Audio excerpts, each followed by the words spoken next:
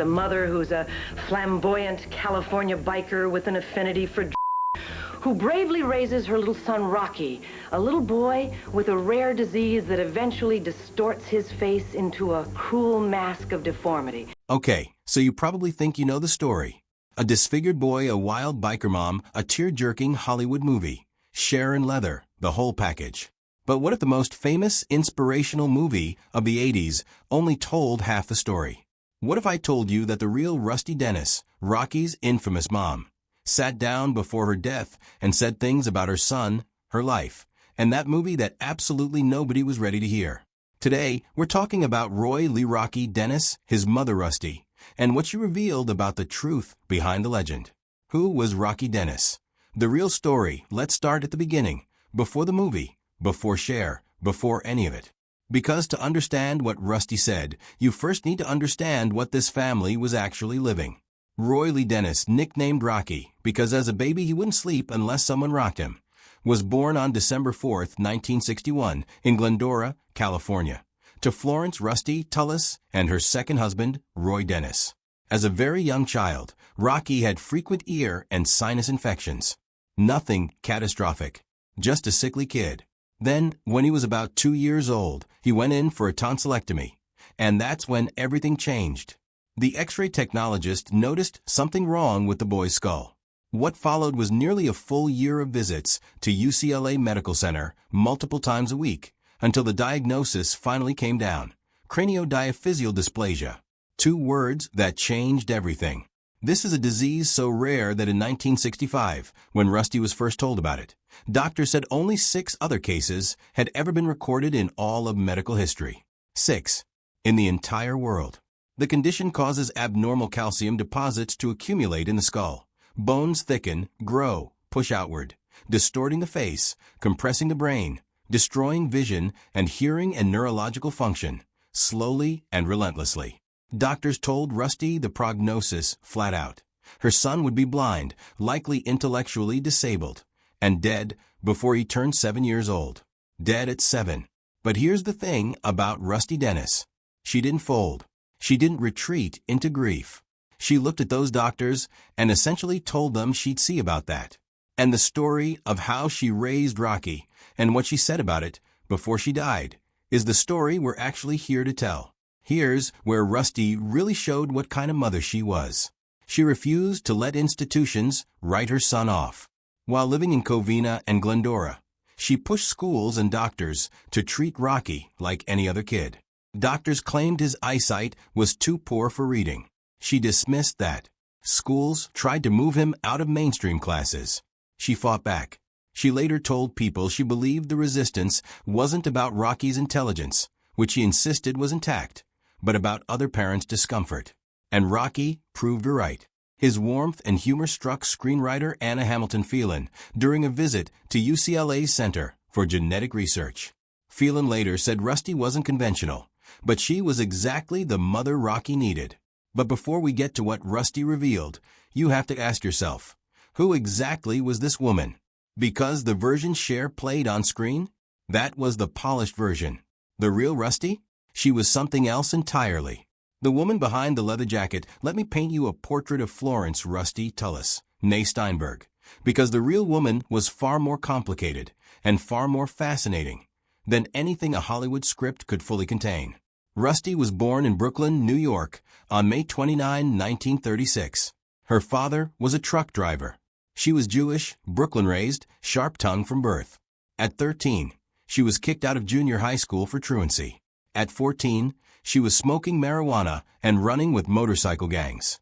At 15, she dropped out of school entirely and took a job as a hoochie-coochie dancer at Coney Island. She was not old enough to have a learner's permit for a car. At 17, she married her first husband, truck driver Tommy Mason. A year or 2 later, their son Joshua was born.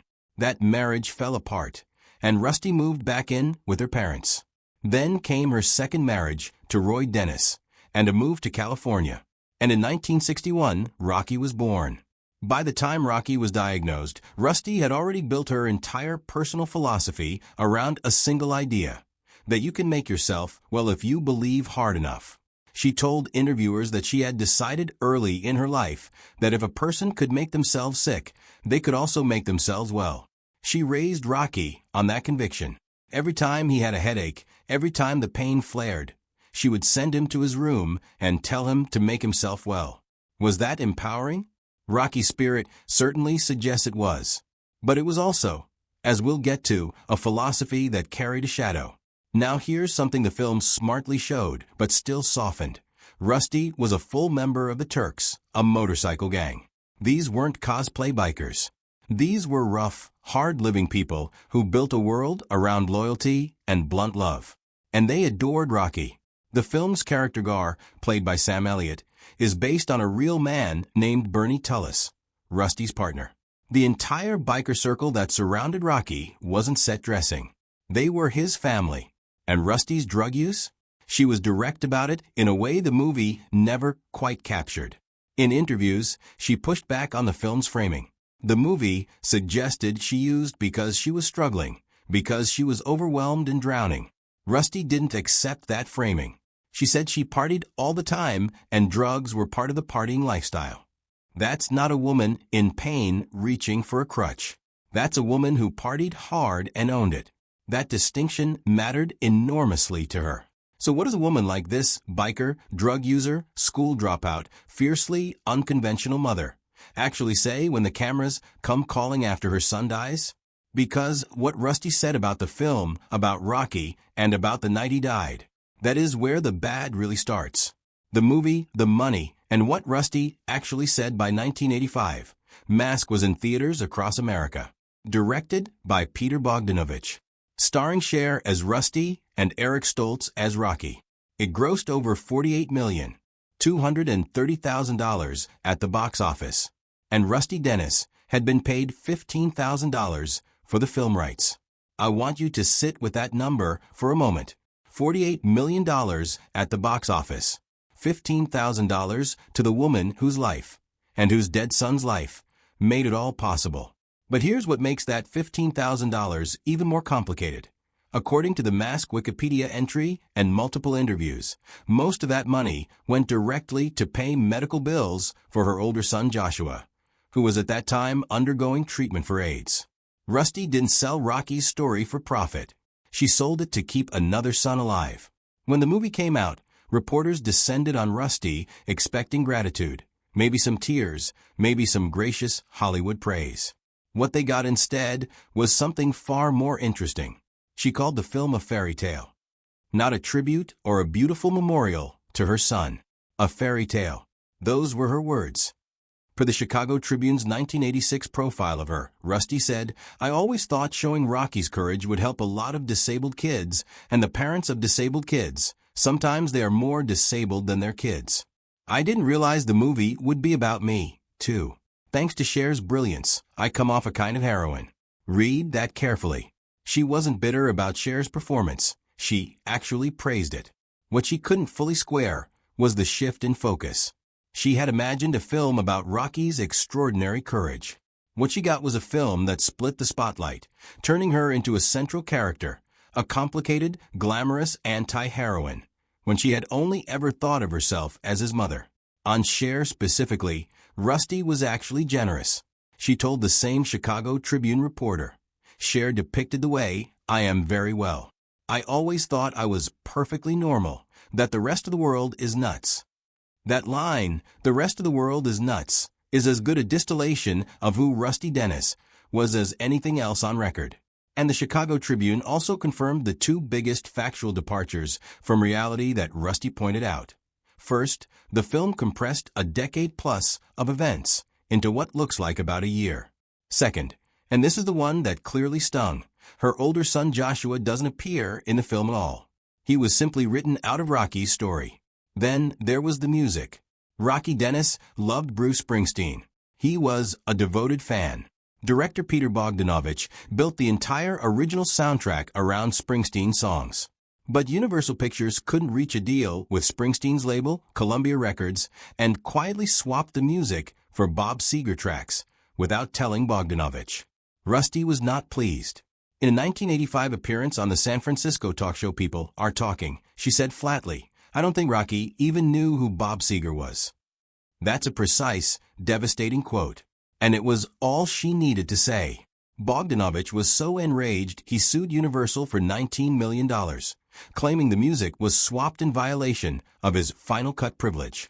The Springsteen songs were eventually restored for the 2004 director's cut DVD, 20 years after Rocky's story first reached theaters. But here's what really nobody talks about. Because all of that, the money, the music, the fairy tale, that's complicated. What Rusty said about the night Rocky actually died, that hits different entirely.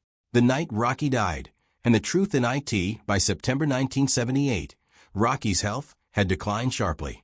He was 16 years old, and the disease that should have killed him before age 7 had finally begun to win. He was in a wheelchair in the final weeks. The headaches that had been his constant companion his entire life had escalated to a level that nothing could touch. On October 3rd, September 1978, the family, Rocky, Rusty, and the biker circle around them, went out to a restaurant for dinner. Everyone could see how weak he had become.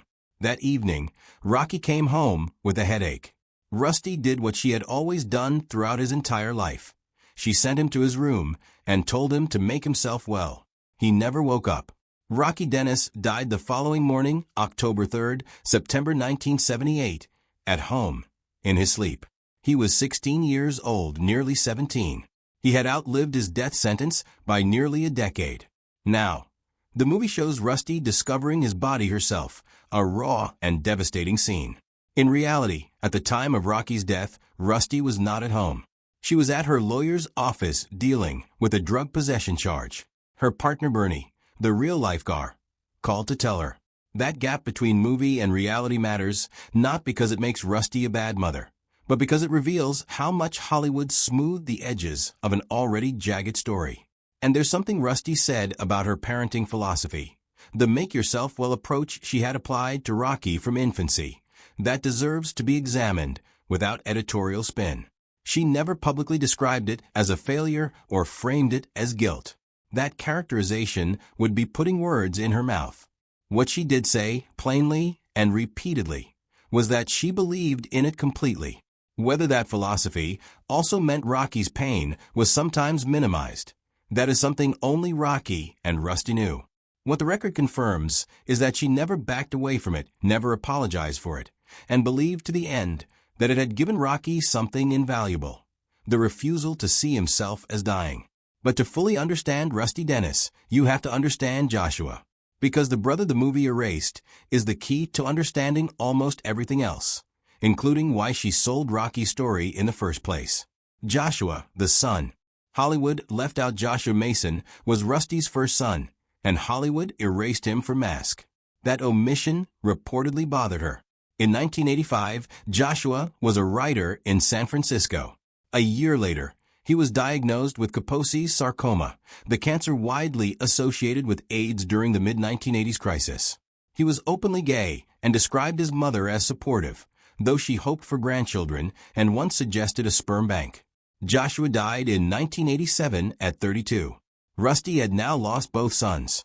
According to Mask Records, most of the film rights money she received went toward Joshua's medical bills. She sold one son's story to try to save the other. In a Chicago Tribune interview, she once said, "Joshua doesn't believe in dying, and neither do I." And so by the time it was Rusty's turn to face the end, what did she leave behind? What did this defiant, complicated, impossible woman say when the clock was running out? Rusty's final chapter after Rocky died, Rusty moved to San Francisco and took up Buddhism. She worked as a counselor helping drug addicts. She had plans at the time of the film's release to work at the Shanti Project, a workshop for the terminally ill, including AIDS patients. The woman who had once been defined entirely by chaos was, by 1985, building something quieter. She still rode motorcycles. On October 14, 2006, Rusty, then going by Florence Tullis, was riding her three-wheel motorcycle when the right tire fell off. She lost control. The bike struck a curb. Her body slammed into a telephone pole. What makes the aftermath harrowing is that no one knew. Friends and family had no idea until a brief item in the San Gabriel Valley Tribune mentioned an unidentified 70-year-old woman injured in a motorcycle accident. They connected the dots and went to her. She had broken both legs and suffered a punctured lung. She survived the initial accident. She was Rusty Dennis, of course she did, but the resulting infection was the thing that could not be fought off. Florence Rusty Tullis died on November 11, 2006, at Beverly Hospital in Montebello, California. She was 70 years old. Before she died, she never stopped being exactly who she had always been. She said Rocky's death was just another place to go, and he loved going places. And she said that death was something she and Joshua simply did not believe in. She never asked, why me? Not once. Not for Rocky. Not for Joshua. Not for herself. The Chicago Tribune profile described her in 1986 as a 49-year-old Jewish mother, former drug addict, go-go girl and Shackley Products distributor living in a good housekeeping neat biker crash pad in San Francisco's ethnic Mission District, with one nephew and 3 bikers named Pelican, Lenny, and Steve. That description is one of the great character portraits in American journalism, because it's absurd and it's real, and it somehow explains everything. And so, with all of that on the table, all the mess, the truth, the gaps between the movie and reality, what does it actually mean? The legacy. And what it all really means here is what the verified record shows us when we strip away the Hollywood gloss. Rocky Dennis lived 16 years, nearly 17, with a disease that should have taken him before he could read. He did it with wit, warmth, and a complete refusal to define himself by how he looked. He graduated Sandburg Junior High as an honor student after starting academically behind. He was elected best buddy, most good-natured, and friendliest camper. He tutored classmates for $3 an hour and negotiated the rate himself. He memorized the night sky. He fell in love at summer camp with a blind girl who could not see his face and saw everything else. He asked his doctor, when offered surgery to correct his features, "Who will I see in the mirror if I change my face?" He chose his face. His mother, meanwhile, was a Brooklyn-born biker with a drug habit, a truancy record, and a conviction that the world was more broken than her son. And she was right. She fought school principals who tried to shunt Rocky into special education. She berated doctors who tried to box him in with timelines. She surrounded him with a family of rough, loyal people who loved him without conditions.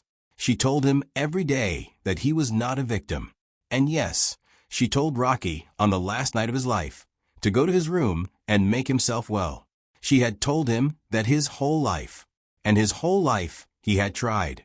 The screenwriter Anna Hamilton Phelan, who wrote Mask, put it simply, this was not the PTA Mother of the Year, but she was the perfect mother for Rocky. Whether you read that as a compliment, a complication, or both is up to you. The facts are what they are. Rocky Dennis died at home, in his sleep, without machines, without a hospital, without indignity. His mother had promised him that, and she kept that promise. Rusty Dennis died November 2006, at 70. She died the way she lived, moving on her own terms, unable to stop. If you expected a tidy ending, a redemption arc, a moment of perfect maternal grace, Rusty Dennis was never going to give you that.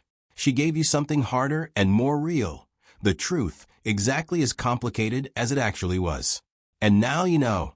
Drop a comment below. Did you know any of this before today? Because most people didn't. Like and subscribe if this blew your mind, because we've got more real stories behind Hollywood's favorite myths coming every single week.